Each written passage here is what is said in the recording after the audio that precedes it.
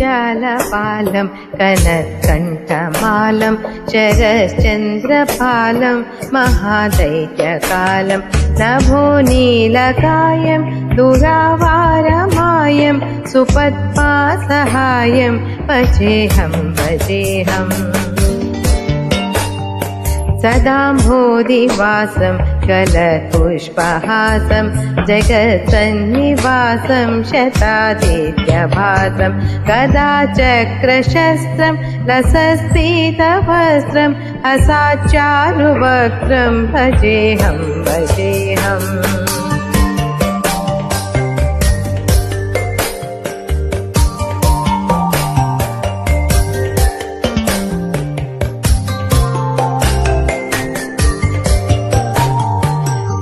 रमाकण्ठहारं श्रुतिव्रातसारं जलान्तर्विहारं धराभारहारं चिदानन्दरूपं मनोज्ञस्वरूपं धृतानेकरूपं भजेऽहं भजेऽहम् जराजन्महीनं परानन्दपीनं समाधानलीलं सदैवानवीनं जगज्जन्महेतुं सुरानीककेतुं त्रिलोकैकसेतुं भजेऽहं भजेऽहम्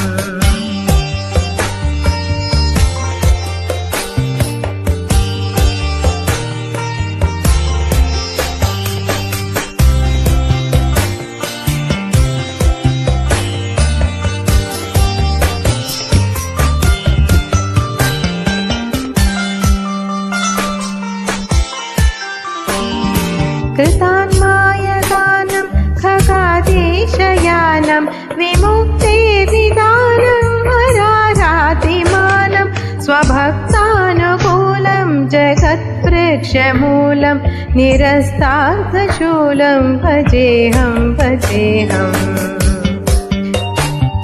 समस्तामरेशं विरेपाभकेशं जगत्सिंहलेशं कृताकाशवेशं सदा दिव्यदेहविमुक्ताखिलेऽहं सुवैकुण्ठगेहं भजेऽहं भजेऽहम्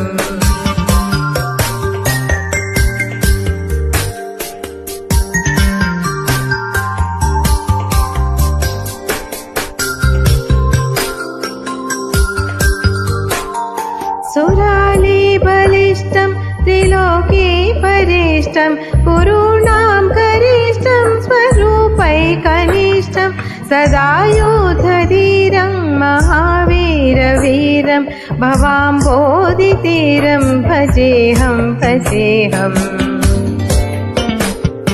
रमावामभागं तलालग्ननागं कृताधीनयागं तथारागरागं मुनीन्द्रैत्सुगीतं सुरैः सम्परीतं गुणैर्घैरतीतं भजेऽहं भजेऽहम्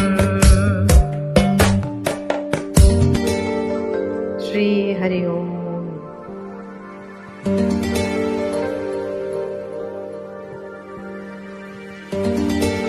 इति श्री वरामहान् स्वामी ब्रह्मानंद हरि स्तोत्रम्।